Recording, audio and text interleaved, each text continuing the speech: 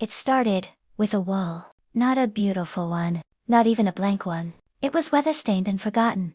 Its surface flaking with old paint and sunburned graffiti. A brick canvas no one looked at twice, sandwiched between a corner store and a shuttered laundromat. But to them, to the handful of friends standing before it with chipped brushes and half-formed dreams, it looked like possibility.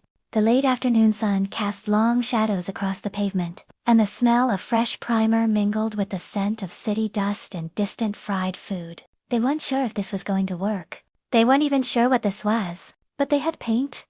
They had each other. And they had time. "I can't believe we're really doing this," Ava said, stepping back with a grin and a streak of blue across her cheek. She was the one who first floated the idea. Not in a formal meeting, but over coffee, scrawled on a napkin in a moment of caffeine-fueled inspiration. What if we made art that brought the neighborhood together? It had sounded wild then. A sweet daydream. Now it was reality. Or at least the beginning of one. Jamil knelt at the base of the wall, mixing a tray of paint with the concentration of a sculptor. "It's just a wall now," he said. "But soon, it'll be a mirror." "A mirror?" asked Carlos, raising an eyebrow. "Yeah," Jamil replied, not looking up. "A mirror of who we are. Of this block. This city. This moment." Carlos laughed. "Damn.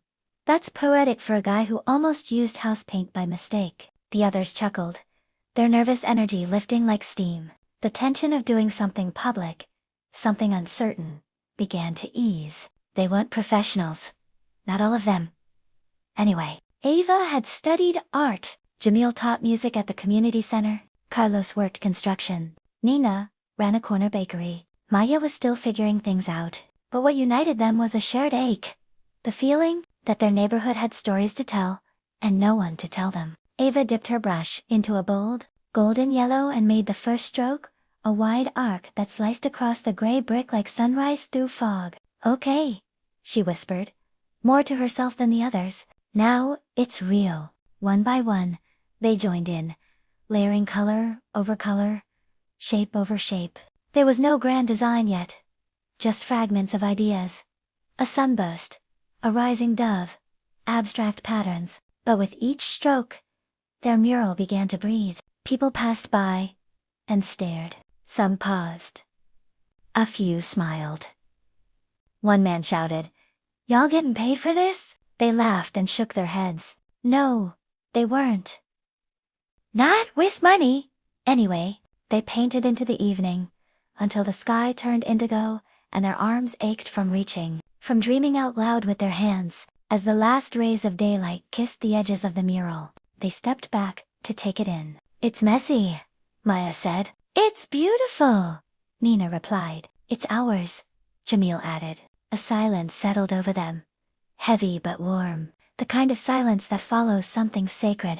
In that moment, the wall was no longer a wall. It was a promise. The first splash in what would soon become a flood of color, connection, and community. And none of them could have imagined just how far it would go. Ava wiped her hands on her apron, now streaked with every color they'd touched that day. She glanced around at the others, noting their quiet smiles, their eyes lingering on the wall like parents watching a child take its first steps.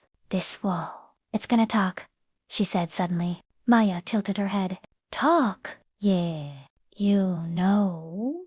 To people who walk by, to the kid riding past on a scooter, to the mom waiting at the bus stop. It'll say, "Hey, you belong here too." Carlos leaned on the handle of a broom he'd been using to sweep debris from the sidewalk. "It'll need to shout then. People don't always stop to listen." "They will," Jamil said softly, looking up at the gold arc Ava had painted. "They will when they realize it's their voice up there too." A small voice called from behind them.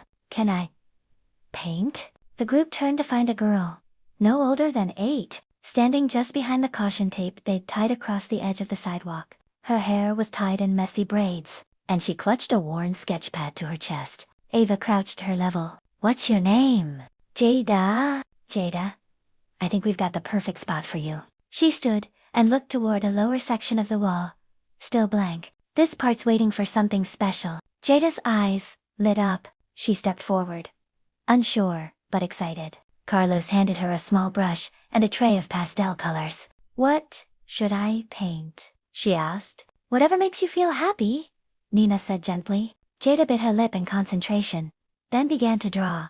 Small stars, and a smiling moon, floating above stick figures holding hands. It was simple, but something in it struck the group an innocence they'd almost forgotten.